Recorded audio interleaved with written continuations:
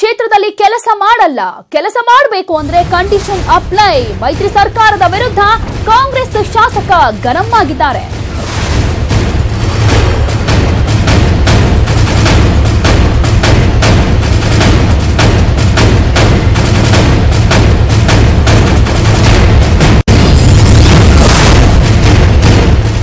ಬೆಂಗಳೂರು ಉತ್ತರ ಕ್ಷೇತ್ರದಲ್ಲಿ ಕೆಲಸ ಮಾಡೋದಿಲ್ಲ, ಕೆಲಸವನ್ನ ಮಾಡಬೇಕು ಅಂದ್ರೆ ಕೆಲವು ಕಂಡೀಷನ್ಸ್ ಅಪ್ಲೈ ಆಗಬೇಕು ಅಂತ ಕಾಂಗ್ರೆಸ್ ಶಾಸಕ ಇಲ್ಲಿ ಗರಂ ಆಗಿದ್ದಾರೆ.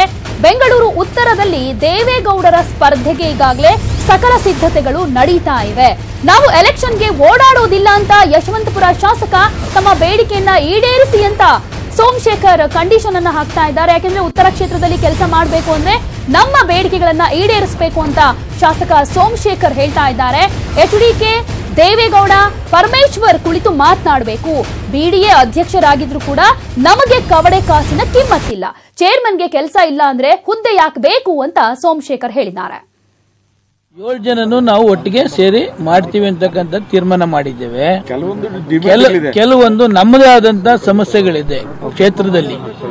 ಆ ಕ್ಷೇತ್ರದಲ್ಲಿ ಮುಖ್ಯಮಂತ್ರಿಗಳು ಮತ್ತೆ ದೇವೇಗೌಡರು ಇಬ್ರು ಕೂಡ ಕುತ್ಕೋಬೇಕು. ನಮ್ಮ CLP ಲೀಡರ್ ಜೊತೆಲಿ, KPCC ಅಧ್ಯಕ್ಷರ ಜೊತೆಲಿ, ಡೆಪ್ಟಿ CM ಜೊತೆಲಿ ಕುಂತ್ಕೊಂಡ್ರೆ ಅದು ಸಣ್ಣ ಪುಟ್ಟದ್ದು ಬಗೆಹರಿದ್ರೆ ನಾವು 7 ಜನ ಒಟ್ಟಿಗೆ ಕೆಲಸ ಮಾಡಕ್ಕೆ ನಾವು ರೆಡಿ ಇದ್ದೀವಿ. ಅಸಮಾಧಾನ ಅದು ಬಿಡಿಎ ವಿಚಾರದಲ್ಲಿ ನನಗೆ ಅಸಮಾಧಾನ ಇದೆ.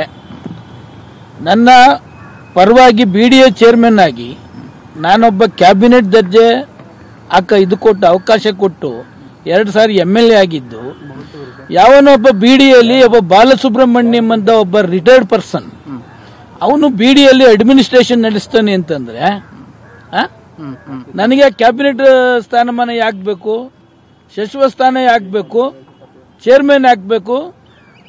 ಬಿಡಿಎ ಚೇರ್ಮನ್ ಅಲ್ಲಿ ಇರ್ತಕ್ಕಂಥ ನೆಸೆಸಿಟಿ ಇಲ್ಲ ಅಂತಕ್ಕಂಥ. ಜನಪ್ರತಿನಿಧಿಗಳು ಚುನಾವಣೆಯ ತಯಾರಿಯಲ್ಲಿ ಬ್ಯುಸಿ ಆಗಿದ್ದಾರೆ. ಅಭ್ಯರ್ಥಿಗಳ ಆಯ್ಕೆ, ಟಿಕೆಟ್ ಹಂಚಿಕೆಯಲ್ಲಿ ನಿರತರಾಗಿದ್ದಾರೆ. ಆದರೆ ಜನಸಾಮಾನ್ಯರು ನೀರಿಲ್ಲದೆ ಪರದಾಡ್ತಿದ್ದಾರೆ.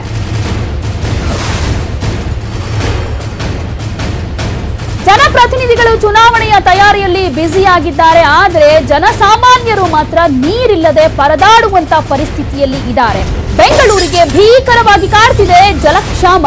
ಜಲಮಂಡಳಿ ಸುಪರ್ದಿಯಲ್ಲಿ 9200 ಬೋರ್ವೆಲ್ಸ್ ಇವೆ. 100 ಬೋರ್ವೆಲ್ಗಳು ಅದರಲ್ಲಿ ಬತ್ತಿ ಹೋಗಿವೆ.